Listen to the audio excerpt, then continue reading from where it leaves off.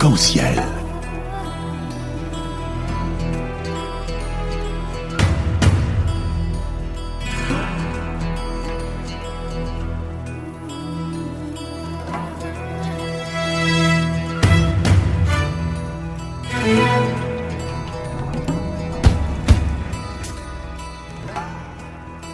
Arc-en-ciel, chaque dimanche, actualité, culture, économie, société et animation festive. Avec Abdelatif Arc-en-ciel, la chronique.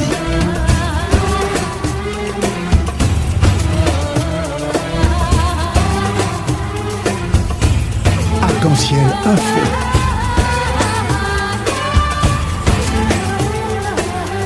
Arc-en-ciel, animation festive.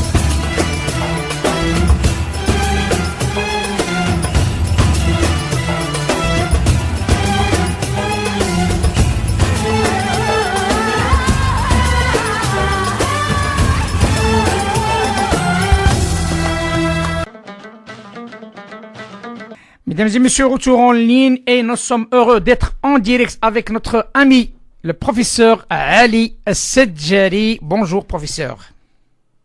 Bonjour Sylvie. Bonjour et bienvenue dans l'émission Arc-en-ciel dont nous sommes heureux d'avoir Ali avec nous chaque fois et merci d'avoir accepté notre invitation un dimanche et après un long trajet. La question qui se pose et le sujet qu'on pose, la gouvernance dans un bazar incontrôlable.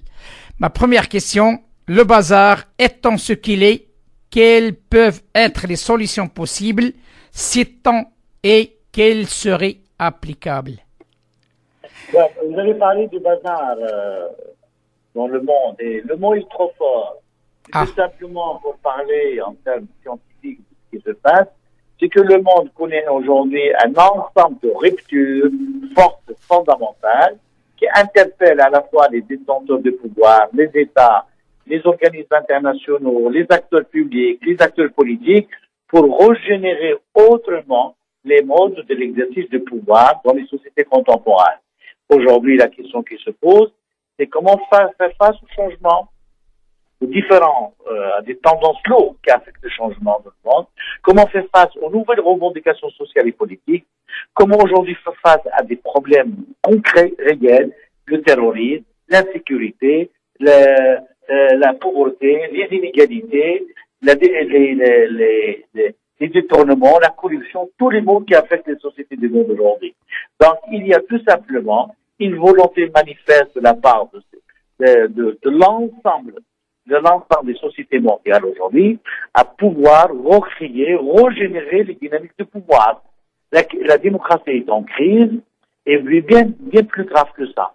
Depuis 20 ans, nous sommes en face aujourd'hui d'un cycle de crise. Et il y a deux principes fondamentaux qui accompagnent le changement dans le monde. Le principe d'accélération du changement qui va trop vite, à une cadence très accélérée et qui demande à la fois d'autres manières de voir, d'autres méthodes de gestion.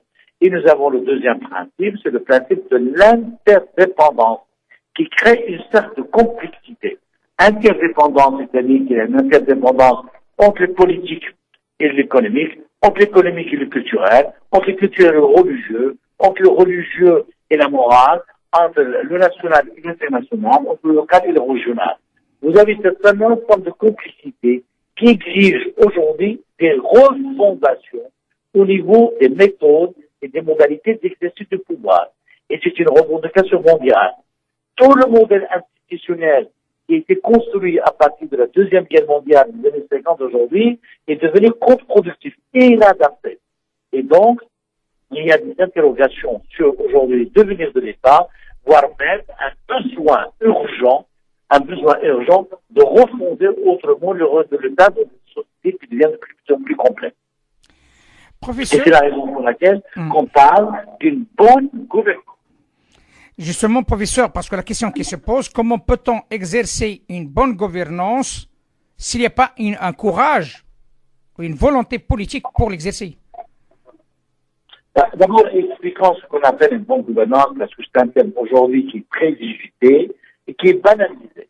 Tout le monde qui est très banalisé. Chacun l'emploie à sa manière et à sa façon, alors que le principe de la bonne gouvernance à des significations précises.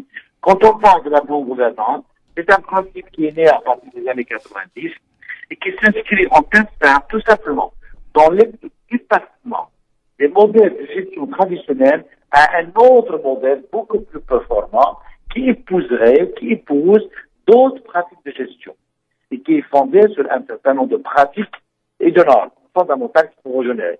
En un mot, ce qu'on appelle aujourd'hui la gouvernance, c'est un mouvement de pensée.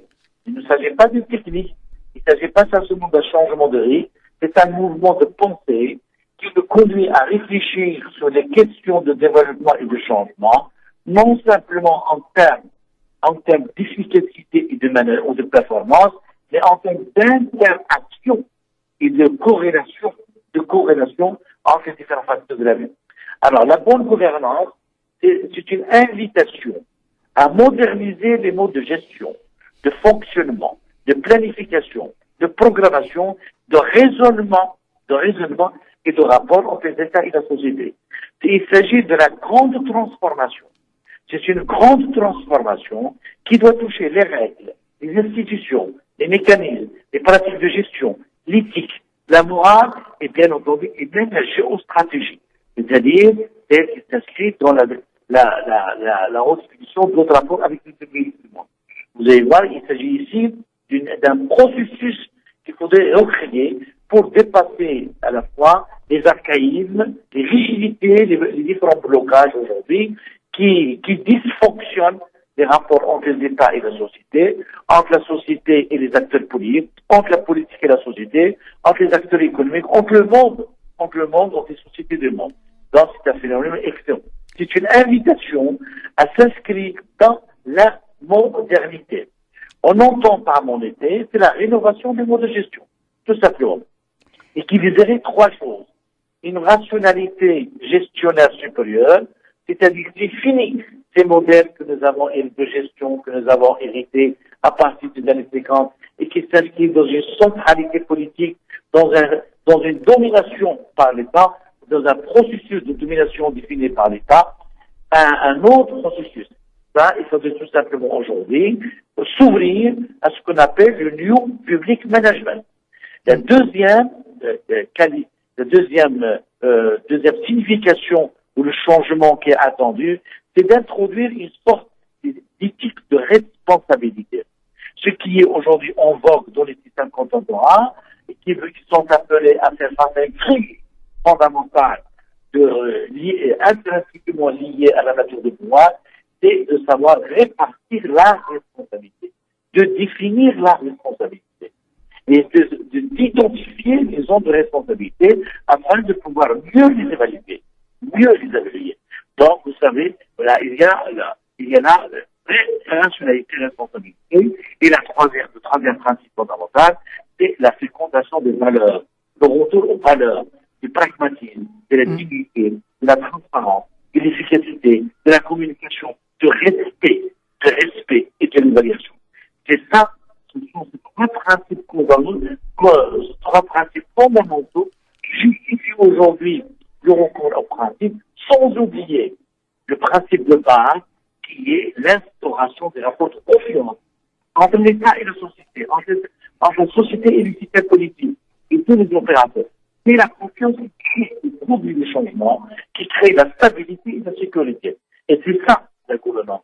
La gouvernance n'est pas une intervention dans un mécanisme, mais c'est une dimension globale qui fait appel à la culture, à l'urbanisme, au développement économique, à la planification, et à la société civile, à tous les acteurs. C'est un mouvement global, à la différence tout simplement d'autres, ce qu'on appelle à la différence d'une réforme, qui touche simplement un aspect. La dimension de l'agriculture, de gouvernance, se positionne par rapport à des enjeux institutionnels, à des enjeux stratégiques, à des enjeux éthiques et moraux. Voilà, c'est ça la gouvernance.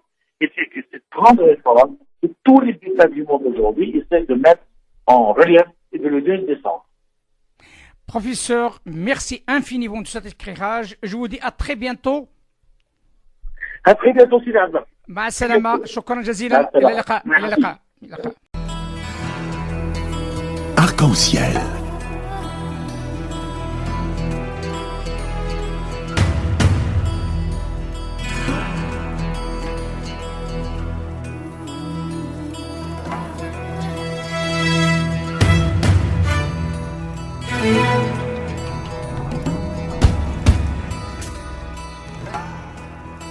Arc-en-ciel, chaque dimanche, actualité, culture, économie, société et animation festive.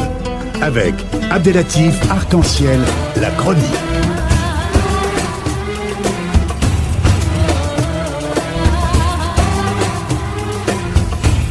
Arc-en-ciel info.